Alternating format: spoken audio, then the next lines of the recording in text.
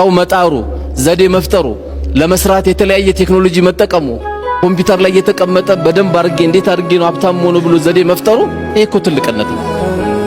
ትንሽነት እጅ መዘርጋት ነው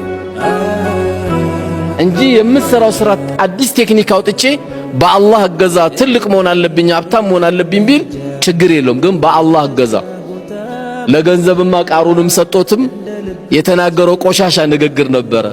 እኔ ይሄን ገንዘብ እኮ አላህ የሰጠኝ ስለሚገባኝ ነው አለ። ይሄን ገንዘብ የሰጠኝ አንዳንዱም ይናገራል እኔ የሁሉ ገንዘብ እኮ እንዴት እንዳመጣኋት እኔና አላህ ነው የምናቆም ይላል።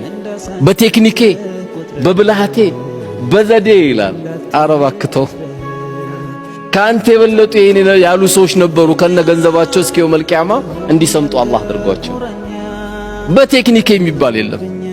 ሁሉም ነገር ያለው ላ ሐውለ ወላ ቁወተ ኢላ ቢላህ። ብልሃትም ኃይልም ያለው በአላህ ብቻ ነው። በአንተ ቴክኒክ ቢሊየነር መሆን አትችልም። በአንተ ማስተር ደግሞ በአንተ ትልቅ መሆን ደግሞ ከወፍጮ ቤት ላትወጣ ትችላለህ።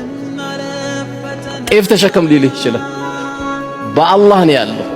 ስለዚህ ሐላል ከስብ ላይ ልዩ ጉጉት ማድረግ ያስፈልጋል።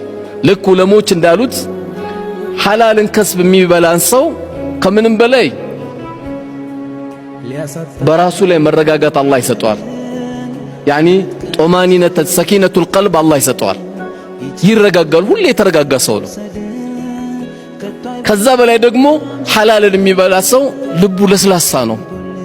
በሰው ችግር ይጨነቃል፣ በሰው ሞት ያዝናል፣ በሰው ህመም የሆነች ጥረት ያደርጋል። በቃ ለሰዎች ይጨነቃል።